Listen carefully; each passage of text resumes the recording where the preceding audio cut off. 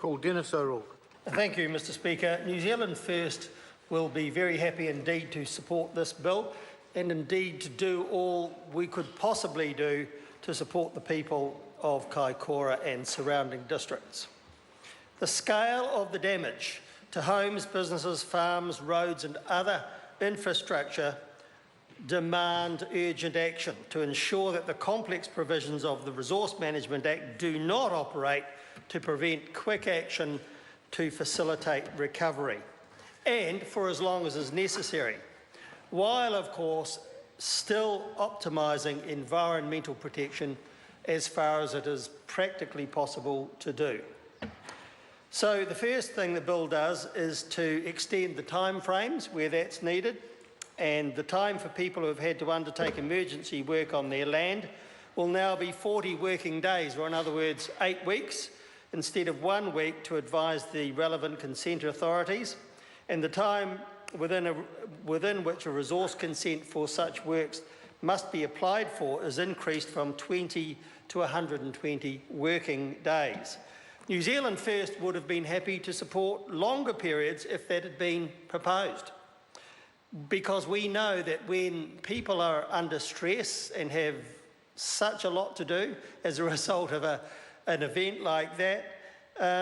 we actually need to give them ample time and opportunity to comply with the law. So if the time limits have been greater, we would have had no difficulty with that at all.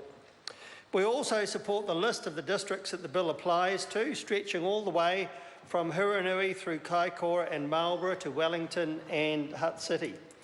And we also support in that regard the provision to add other areas should they become affected by the continuing earthquake sequence by way of order in council. I want to turn now to the all-important issue of Kaikoura harbour access, because that of course is one of the most urgent matters needing attention. As we know, around 100 metres of coast has been uplifted as part of the ongoing and intense geological processes of mountain building in this part of New Zealand, which has gone on for incredible periods of time and no longer will continue to do so.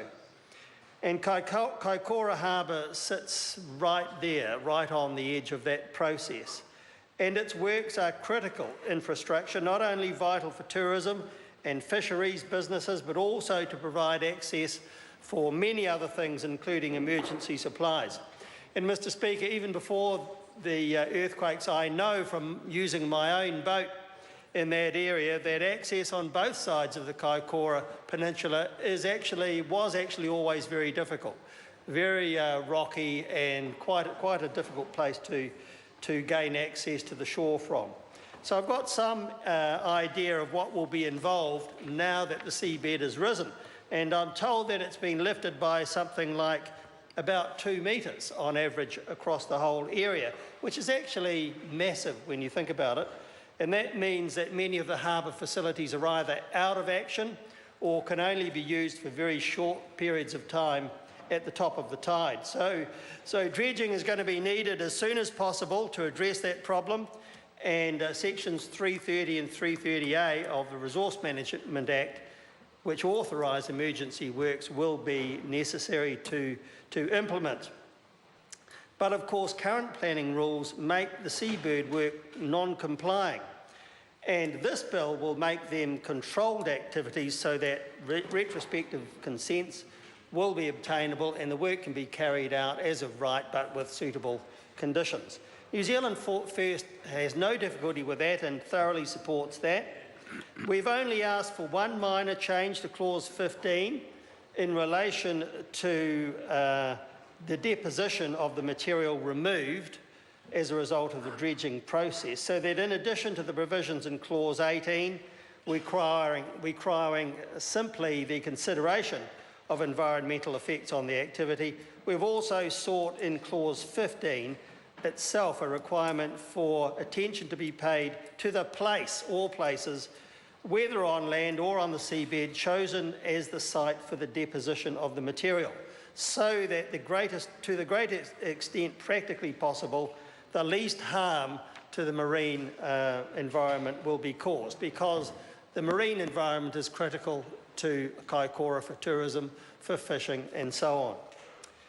Mr Speaker, with regard to the remediation work required to State Highway 1, by far the biggest amount of work needed,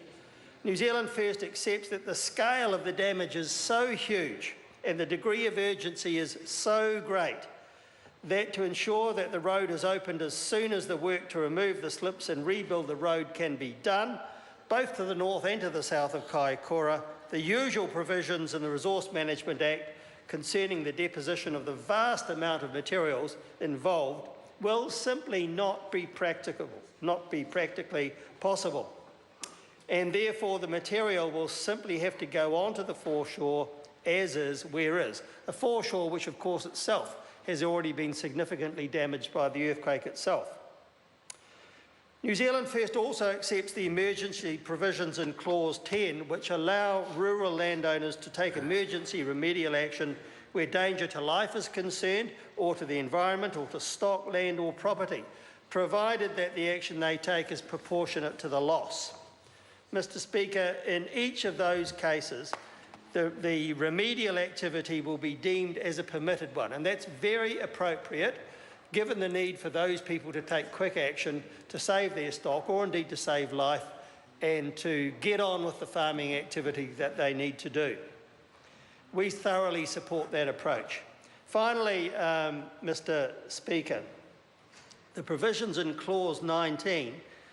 concerning the new requirements around the consents for controlled activities, including the requirement to advise the organisations which are listed in the bill and to allow them to comment and for those comments to be properly considered, are very necessary and very appropriate. There are many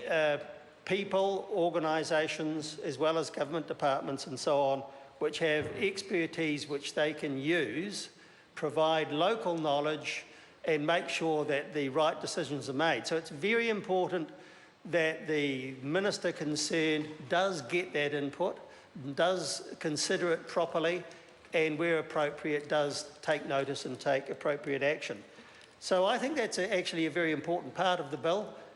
one which has not been mentioned so far, but I've mentioned it because I think it's one of the most important things that the government should do, which is actually to listen to local people and to those with the expertise to make the right decisions first time up and therefore not have to go back and fix things again later.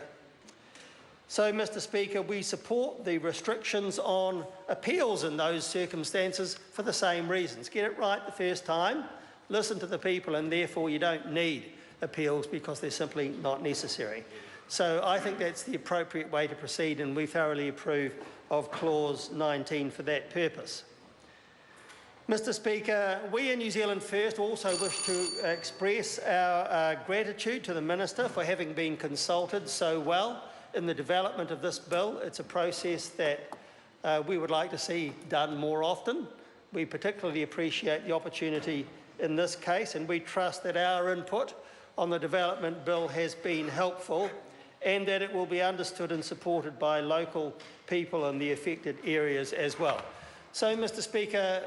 with those comments made and wishing the people of Kaikoura all the best for a speedy recovery, we will certainly be voting in favour of the bill.